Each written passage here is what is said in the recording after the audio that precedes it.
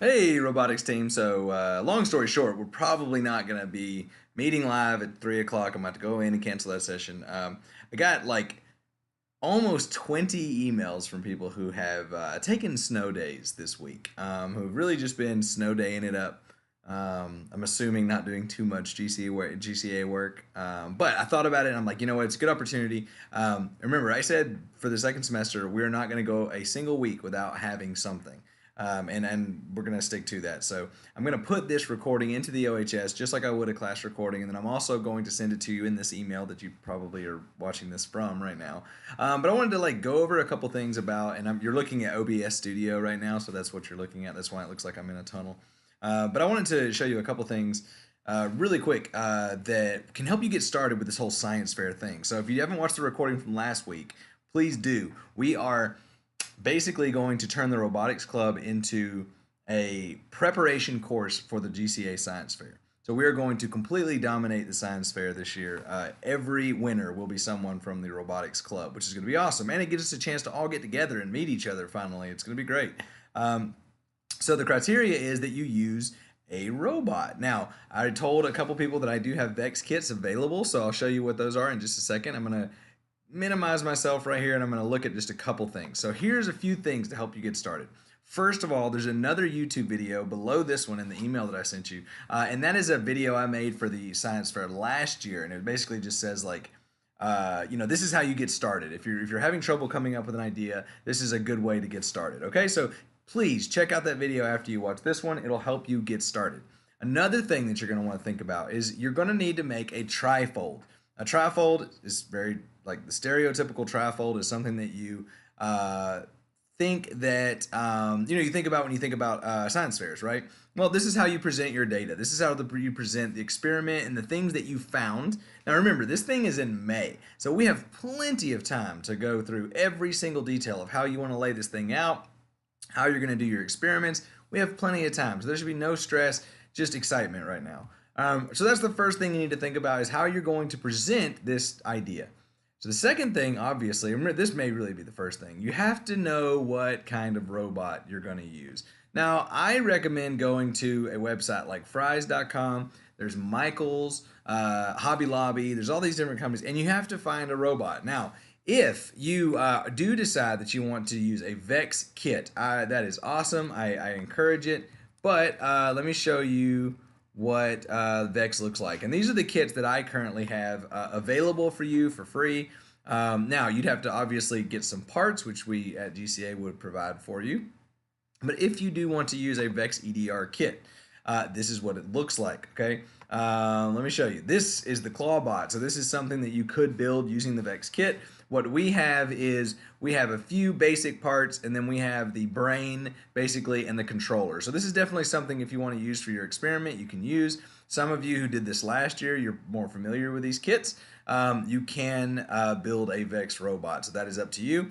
But if you want to go the more simple route, which I am myself doing for my experiment, yes, I'm going to do an experiment with you. I won't be competing in the science fair, but go to a website like this, like a hobby website or an electronics website, and type in something like robot. Now, obviously, GCA will not be purchasing a $1,000 robot for you, but there are robotics kits on this website, which I'm like, watch me not be able to find it now that I'm, looking on here. Maybe it's not under robot, but there are a lot of pre-built kits that you can buy that are very cheap. Some of them are like $10, and I am still working on getting approval for you guys so that that can be reimbursed.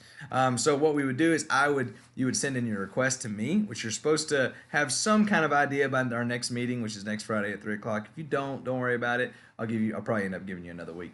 But you'll come up with your own idea and you'll send it to me. I would purchase it, mail it to you, and that's how it would work. Okay, so just be thinking, like I said, that's why we're taking this slow. Just be thinking about the things that you want to do.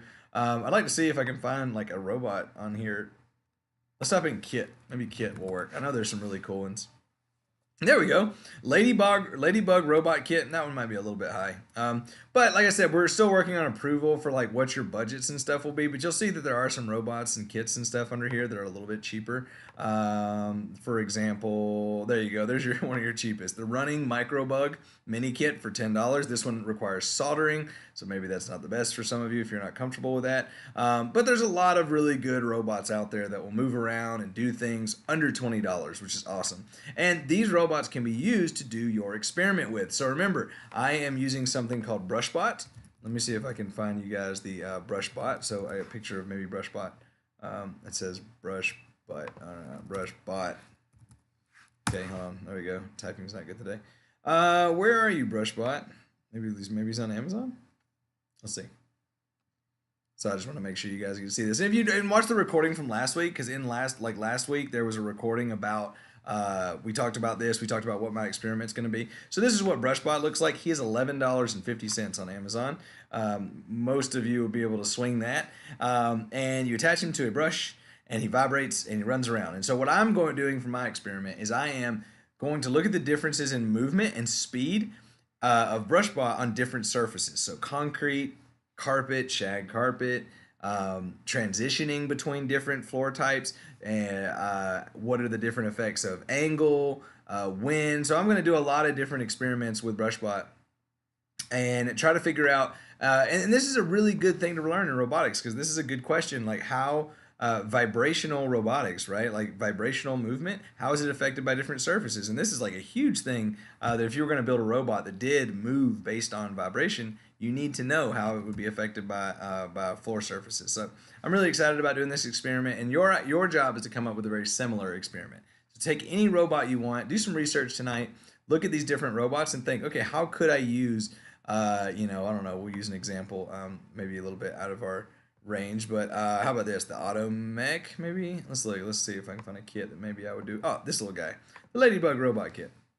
And like I said, Fry's is a little expensive. Try looking at like Hobby Lobby or Michael's or any of these different websites. So this one is use infrared. Oh, this is really cool. So it lights up and it moves. So this is a different type of robotic movement. This is not using vibration. This is using like gears and rotating motion, which is also good. So how could you use that in an experiment? Maybe it's you could do this to see. I'm just trying to think of something off the top of my head. Fresh batteries versus dead batteries. What weight over time? How much could this robot maybe pull around the room? And then on a fresh set of batteries versus a day old set of batteries, do different battery companies and so I mean, there's all kinds of things that you can solve using robotics. You could do stress tests. Stress tests are really fun. All right, so how strong are the robots? Meaning like how many terrible things can you put a robot through and it still work? That's really fun. So maybe find out what the strongest $10 robot is. Anyway, so I hope this stirs up some ideas for you. Or if not, like I said, watch that video that is below this one that was from the Science Fair last year. If you have any questions before next week's meeting, please let me know. But we will be meeting up live next Friday. I believe that's the 26th. So we're meeting up at 3 o'clock, and we're going to talk about some of our ideas, and we're going to share some of our ideas, and it's going to be awesome. And I'll give you the next steps towards this science fair. So good luck, everyone, with your ideas. Let me know if you need any help, and I will see you very, very soon.